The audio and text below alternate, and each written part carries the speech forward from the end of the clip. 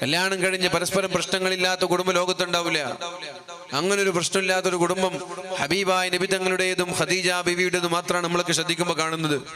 ഖദീജ ബീവിയുടെ ജീവിതത്തിൽ അങ്ങനെ ഒരു പ്രശ്നങ്ങൾ, ദാമ്പത്യ ജീവിതത്തിലുള്ള പ്രശ്നങ്ങൾ ഉണ്ടായതായിട്ട് ഹദീസുകളിലൊന്നും കാണുന്നില്ല.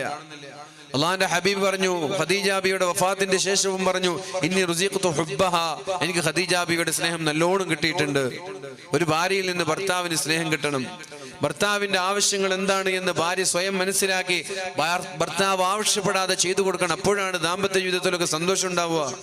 രാവിലെ മുതൽ വൈകുന്നേരം വരെ ചോര നീരാക്കി ജോലി ചെയ്ത് വീട്ടിലേക്ക് തിരിച്ചു വരുന്ന ഒരു ഭർത്താവിന് നല്ല തണുത്ത ജ്യൂസ് ഇഷ്ടമാണെങ്കിൽ വീട്ടിലേക്ക് വരുന്ന സമയത്ത് തന്നെ ഭർത്താവിന്റെ മുമ്പിലേക്ക് നല്ലൊരു ജ്യൂസും കൊണ്ടുപോയി കൊടുത്ത് എത്ര സന്തോഷം ഉണ്ടാവും. നേരെ മറിച്ച് രാവിലെ മുതൽ വൈകുന്നേരം വരെ ചോര നീരാക്കി വിയർപ്പ് നീരാക്കി കഷ്ടപ്പെട്ട് പാടത്തും പറമ്പത്തും പണിയെടുത്ത് വീട്ടിലേക്ക് വന്ന് ടയേർഡായിരിക്കുമ്പോൾ ഒരു ഗ്ലാസ് വെള്ളം പോലും കുടിക്കാൻ കൊടുക്കാതെ ഒരു ചായ കൊണ്ടാ, ഒരു വെള്ളം എന്താ, ഒരു ജ്യൂസ് താ എന്ന് ചോദിക്കേണ്ട ഒരു സാഹചര്യം ഭർത്താവിനുണ്ടാകുമ്പോൾ എത്രത്തോളം പ്രയാസം ഉണ്ടാകും.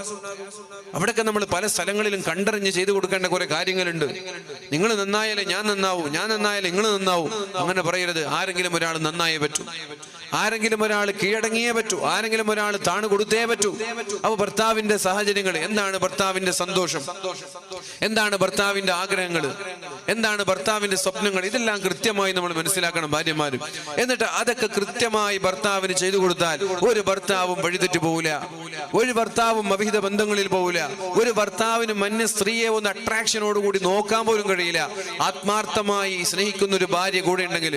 നേരെ മറിച്ച് ഭർത്താവിനെ പ്രയാസപ്പെടുത്തുന്ന, ഭർത്താവിന് ഒരു ഉപകാരവും ചെയ്തു കൊടുക്കാതെ എന്നാൽ ഭർത്താവിന് എല്ലാ പ്രയാസങ്ങളും ചെയ്തു കൊടുക്കുന്ന ഒരു ഭാര്യയാണെങ്കിലോ ആ ഭർത്താവ് ഒരു പക്ഷെ പ്രതികാരദാഹം പോലും ഭർത്താവിന് ഉണ്ടാവാനുള്ള സാധ്യതയുണ്ട്. അതുകൊണ്ട് എന്താണ് ചെയ്യേണ്ടത്? ഭർത്താവിന്റെ ആഗ്രഹങ്ങളും ഭർത്താവിന്റെ ജീവിതത്തിലെ സ്വപ്നങ്ങളും ഇഷ്ടങ്ങളും മനസ്സിലാക്കി ഭർത്താവ് വീട്ടിലേക്ക് വരുന്ന സമയത്ത് അവരെ തൃപ്തിപ്പെടുത്താൻ നമ്മൾക്ക് കഴിയണം. എന്നാൽ ആ ഭർത്താവ് വീട്ടിൽ നല്ല സന്തോഷത്തോടു കൂടി പെരുമാറും, നല്ല റൊമാൻറ്റിക് ആയി പെരുമാറും, വളരെ നല്ല രീതിയിൽ മക്കൾ